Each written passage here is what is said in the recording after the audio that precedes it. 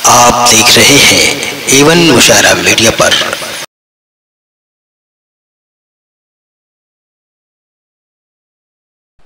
अस्सलामु अलैकुम व रहमतुल्लाहि व बरकातुहू। बिस्मिल्लाहिर्रहमानिर्रहीम। नहमदुहु व नुसल्ली अला रसूलिहिल करीम, अम्मा बाद। अऊज़ु बिल्लाहि मिनश शैतानिर रजीम। बिस्मिल्लाहिर्रहमानिर्रहीम। वअदल्लाहु अल्लज़ीना आमनू व अमिलुस्सालिहाति लियस्तखलिफन्नहुम फिल अर्दि कमा इस्तखलिफल्लज़ीना मिन क़ब्लिहिम। सदक़ल्लाहुल अज़ीम। मुसलमानों समझ जाओ, समझ जाने का वक्त आया। मुसलमानों समझ जाओ, समझ जाने का वक्त आया। बहुत सोए हो तुम, अब होश में आने का वक्त आया। जला डाली थी तुमने कश्तियाँ उंदुलुस के साहिल पर, जला डाली थी तुमने कश्तियाँ उंदुलुस के साहिल पर। मुसलमान फिर तेरी तारीख दोहराने का वक्त आया। जहाँ से 313 चले थे तुम मुसलमानों, जहाँ से 313 चले थे तुम मुसलमानों, उन्हें माजी की राहों पर पलट जाने का वक्त आया।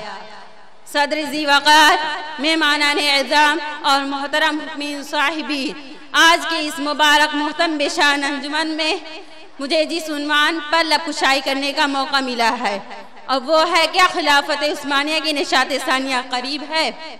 गुलशन हलीमी के नौशगुफ्ता फूलों, इस्लामी फतुहात के दरवाजे खुलने के बाद कई एक मुस्लिम सल्तनतें और खिलाफतें इस ज़मीन पर वजूद पज़ीर हुई।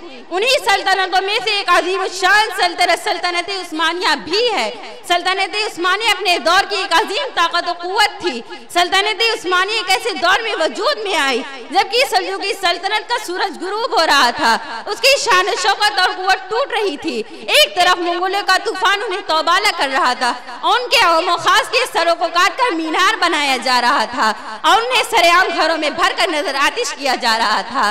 तो दूसरी तरफ रूमी सल्तनत की दसीसाकारियों से सल्जुकी तंग आ चुके थे। आए दिन रूमी सल्तनत उनके किलों और मोहल्लात पर गालिब आ रही थी। ऐसी पुरफजर और पुराशूब दौर में एक मर्द मुजाहिद खिलाफत उस्मानिया का बानी अर्तुगरुल गाजी का बेटा उस्मान अव्वल ने उन हालात नासाज़गार के खिलाफ डट कर खड़ा हो जाता है। मुगलों और सलीसे की रेशा दवाने का मुंह तोड़ जवाब देता है और उन्हें सल्जुकी रियासत से खदेड़ कर भड़का दिया और आगे चलकर एक नई रियासत की बुनियाद डालता है जो बाद में उसी मर्द आहान के नाम से उस सल्तनत का नाम सल्तनत उस्मानिया पड़ता है। कुतुबे तारीख का मुताला करने से ये बात भी पता चलती है कि उस्मान अव्वल ने अपने जमाने में बड़ी बड़ी कामयाबी और बड़ी बड़ी कामयाबी हासिल की है। बड़े बड़े शिरकों और जालिमों का अंजाम तक पहुंचाया है। नाकाबिले मस्कर जिक्र समझे जाने के लोग जेरंगी और अपनी सल्तनत की तरक्की और कामयाबी के लिए अपने नाम की स्कूल को भी जारी किया है और अपनी कौम और कबीले के लिए एक नया आलम भी बनवाया है। क्या था धीरे धीरे ये सल्तनत वसी तर होती गई और उसका हर आने वाला हुक्मरान उसकी उरूज बुलंदी के लिए जिहाद और किताल को अपना शेवा बना लिया, शहादत को अपना ज़ौक़ और शौक बना लिया, ऐशपोशी और आराम तलबी को पशे पुष्ट डाल दिया। उन्होंने हर मैदान में, खा जंग व जिदाल का मैदान हो या तिजारत और रियासत का मामला हो या वो उमूर सल्तनत हुकूमत की पेचीदगियाँ हो, हर जगह बेदार मगजी और होशियारी से काम लिया। यहाँ तक कि सन 1453 का दौर आया और एक जवान साल सुल्तान मोहम्मद शानी तख्त नशी हुआ और उसने उस नाकाबिले तस्कीर किला कुस्तुनतुनिया को फतह किया जिस किले को इससे कबल कई बादशाह और हुक्मरानों ने फतह करने की कोशिश जद्दोजहद की थी। यहाँ तक कि ईरान का आदिम बादशाह खुसरा परवेज ने भी इस किले की दीवार से अपना सर टकरा कर वापस होने पर मजबूर हो गया था, लेकिन सुल्तान मोहम्मद उल फातेह ने इस किले को फतह करके आप सल्लल्लाहु अलैहि वसल्लम की इस बिशारत को अपने नाम किया। बिल्कुल इसी तरह खिलाफत उस्मानिया ने 16वीं सदी ईस्वी में पुर्तगालियों के प्लानिंग का सदबाब किया, जिहाज की तरफ जाहराना वहशियाना अक़दाम रखने से बाज रखा। सुलेबियों के इंतहाई जाहराना वहशियाना प्लान ये था कि मक्का मुकर्रमा पर हमला करके काबा मस्जिद हराम को आग लगा दे, फिर बैतुल मक़दिस पर हमला करे, गज़ब ये कि नबी पाक सल्लल्लाहु अलैहि वसल्लम की कब्र को खोद डाले। लेकिन तारीख ने मुशाहिदा किया कि खिलाफत उस्मानिया ही तो थी जिसने पुर्तगालियों के खतरनाक नक्शे जंग में रख भरने से उनको रोक दिया और पेशकदमी से बाज रखा। टल न सकते थे अगर जंग में अड़ जाते थे, टल न सकते थे अगर जंग में अड़ जाते थे, पांव शेरों की भी मैदान से उखड़ जाते थे। तुझसे शरकस हुआ कोई तो बिगड़ जाते थे, तुझसे शरकस हुआ कोई तो बिगड़ जाते थे, तेगी क्या चीज है हम तोप से भी लड़ जाते थे।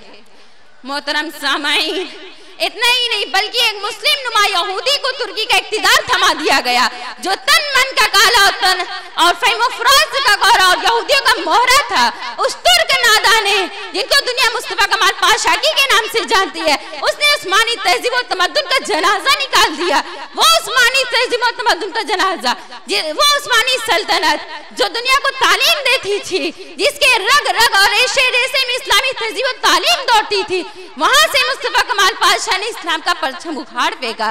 मस्जिदुल फातिह को अज़ान नमाज के लिए बंद करा दिया, इस्लामी कैलेंडर की जगह मगरिबी कैलेंडर इख्तियार कर दिया, जुमा के बजाय इतवार की तातील का ऐलान कर दिया, शरई अदालतों को बंद करने का हुक्म जारी कर दिया।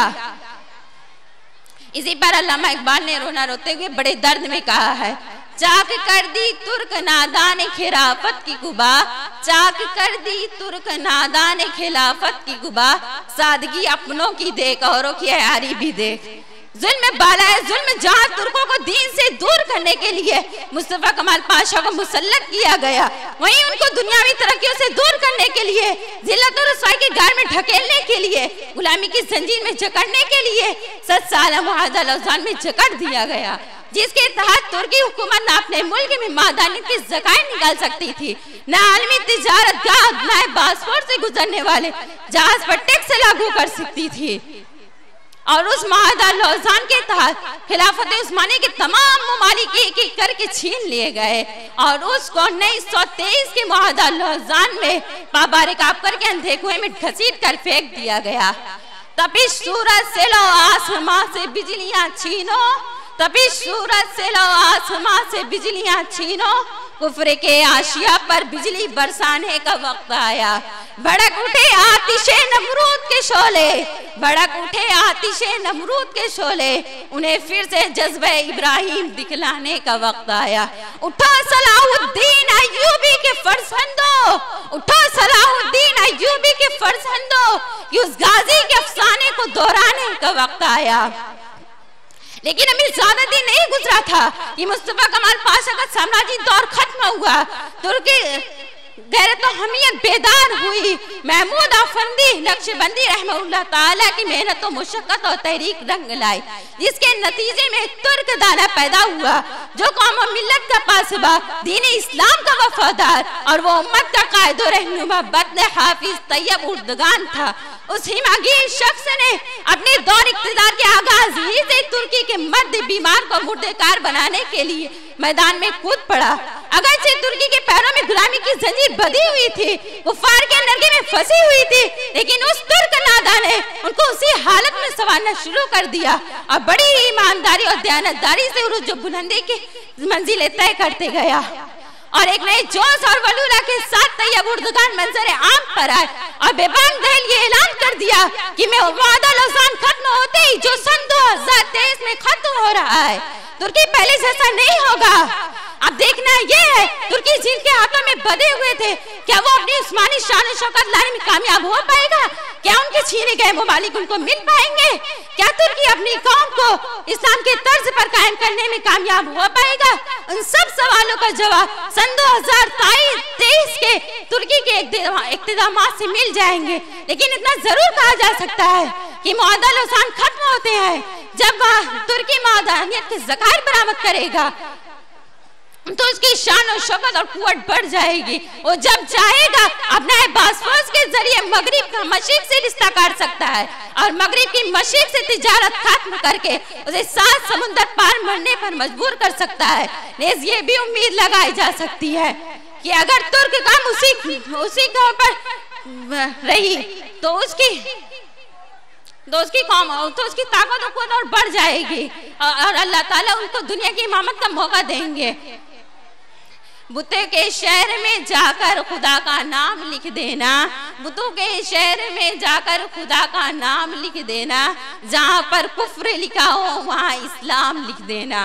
गिरवा सुलह के फूलों को पैरों से कुचल डाले, गिरवा सुलह के फूलों को पैरों से कुचल डाले, तो फिर शाखे गुल की हर पत्ती पर कत्ले आम लिख देना। वमा अलैना इल्लल बलाग।